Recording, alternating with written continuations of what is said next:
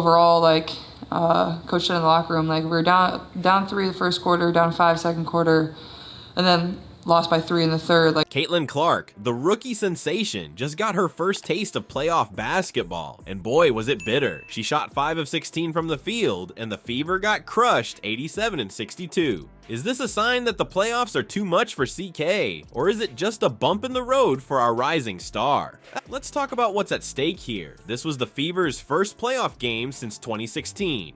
That's huge. Imagine the pressure on Clark's shoulders. She's not just playing for herself, but for a whole team trying to prove they belong in the postseason. But here's the real question. Is this just a rookie hitting a wall, or is there something more to it? That's what we're diving into today. We'll break down Clark's performance, look at what went wrong, and try to figure out if this is just a hiccup or a sign of bigger problems. You won't believe what we found out. Remember when Clark seemed unstoppable? Well, the sun found her kryptonite. It wasn't just playoff intensity that threw her off. It was a specific defensive strategy that exposed weaknesses we didn't know existed. The question is, can Clark bounce back, or did the sun create a blueprint to shut her down?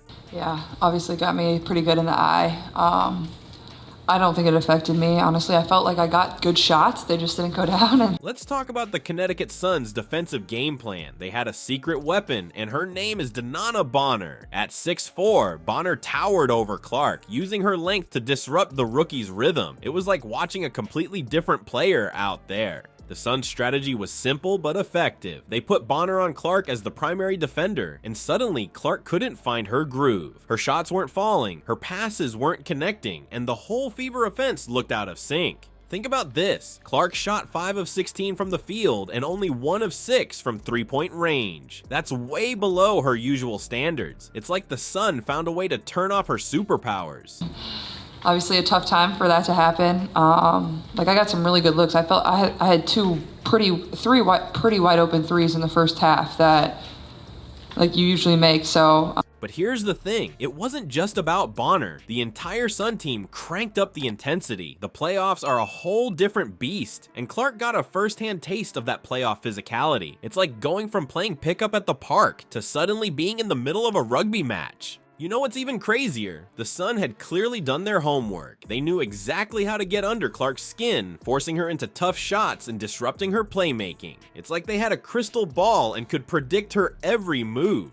And let's not forget about Alyssa Thomas. While Clark was struggling, Thomas was out there getting a triple-double. Talk about adding insult to injury. It just goes to show the level of competition in the playoffs. These aren't your regular season games anymore. Now, you might be thinking, okay, but Clark's a star. Shouldn't she be able to handle this? And that's a fair question, but here's the thing. Even the brightest stars can dim when faced with the right defensive scheme. That's tough, but I felt like I battled and tried my best. Took care of the ball better than I usually do. Imagine you're Clark. You've been dominating all season, and suddenly you're facing a team that seems to know your every move before you make it. It's like trying to solve a Rubik's Cube while blindfolded. The pressure, the intensity, the expectations, it all adds up. But here's where it gets interesting. This isn't just about Clark hitting a rookie wall. It's about how even the most talented players can struggle when teams have time to prepare and adjust their strategies. The playoffs are like a chess match, and the Sun just made a brilliant move. So what does this mean for Clark and the Fever? Is this the end of their playoff run, or can they adjust and bounce back? That's the million-dollar question. Can Clark find a way to counter the Suns' defense, or will she continue to struggle? Clark's stat line doesn't tell the whole story. Despite her shooting woes, she might have been the Fever's secret weapon. How did the rookie manage to pull strings behind the scenes? You might think Clark had a terrible game, but hold up. There's more to basketball than just putting the ball in the hoop.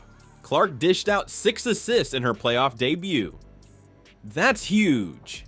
It shows she can still make things happen even when her shot's not falling. Here's the thing, those assists didn't come easy. The Suns' defense was all over Clark like white on rice. They made it super tough for her to create scoring opportunities for her teammates. Imagine trying to thread a needle while someone's shaking your arm. That's basically what Clark was dealing with out there. Now, you might be thinking, okay, but 6 assists isn't exactly earth-shattering. And you're right, but it's not just about the numbers. It's about how Clark's presence on the court changes the whole game. Even when she's not scoring, she's drawing defenders, opening up space for her teammates. It's like she's got this invisible force field that warps the defense around her. Check this out. Kelsey Mitchell, one of Clark's teammates, said something really interesting after the game. She pointed out that even though Clark's shots weren't falling, her confidence was still sky high. Mitchell said Clark was telling the team, "We can win." That's the kind of attitude that can lift a whole squad, even when things are looking rough. But it's not just about morale. Clark was out there facilitating plays, helping her teammates get open looks.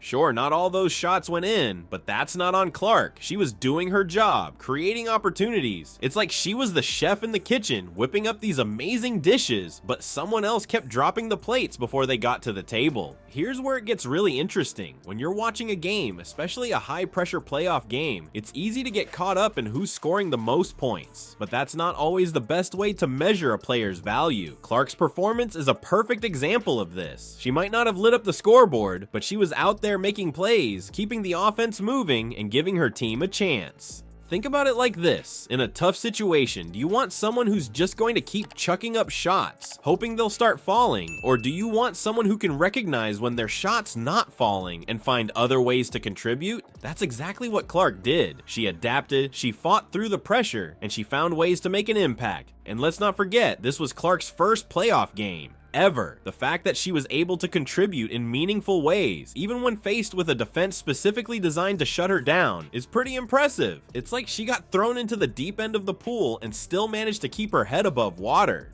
So yeah, Clark's shooting numbers weren't great, but if you look beyond the box score, you'll see a player who refused to let a tough shooting night take her out of the game. She kept fighting, kept creating, and kept believing in her team. That's the kind of player you want on your side when the stakes are high. But here's the thing about playoff basketball. It can humble even the most talented rookies. Remember Michael Jordan's early playoff struggles? Clark might be facing a similar test. Is this just a bump in the road or a sign of something bigger? You've heard of the rookie wall, right? Well, in the playoffs, it's like that wall suddenly grows 10 feet taller and is made of solid steel. It's called the playoff rookie wall, and it's no joke. Even the most talented first-year players can slam into it hard. Think about it. The regular season is one thing, but the playoffs? That's a whole different animal. The intensity cranks up to 11, the defense gets tighter, and suddenly, every possession feels like it could make or break your season. It's enough to make even the coolest customers start sweating. And that's exactly what we saw with Caitlin Clark in Game 1 against the Sun. Her shots weren't falling, her passes weren't connecting, and it looked like she was playing a different game than the one we're used to seeing from her. But here's the kicker. This isn't just a Clark thing. It happens to almost every rookie when they first taste playoff basketball. You know what's wild? Even the greatest players of all time have struggled with this. Michael Jordan, the GOAT himself, couldn't get past the first round of the playoffs in his first 3 seasons.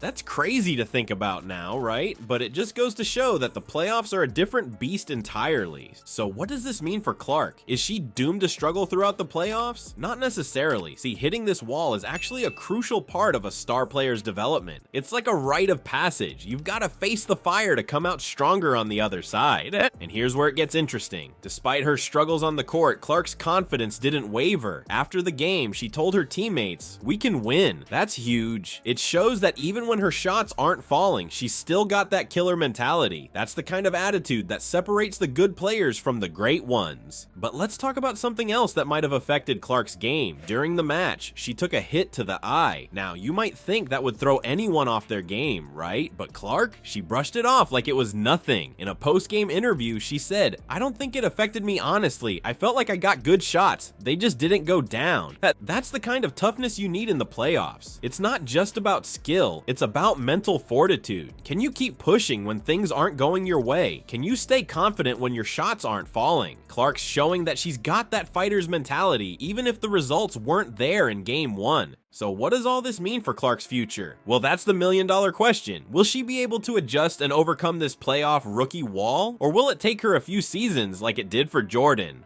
One thing's for sure, how Clark responds to this challenge will tell us a lot about her potential as a player. The greats don't just coast on talent, they face adversity, learn from it, and come back stronger. That's the journey Clark is on right now. Alright, let's talk about what's next for Caitlin Clark. She had a rough first playoff game, no doubt about it, but here's the thing, great players don't stay down for long. Stephen A. Smith even said it's normal for rookies to struggle in their first playoff appearance. That's huge coming from him. You know what's crazy? Clark still believes believes her team can win. That's the kind of confidence you need to bounce back. And bounce back she might. Many analysts think she's got what it takes to adjust and improve.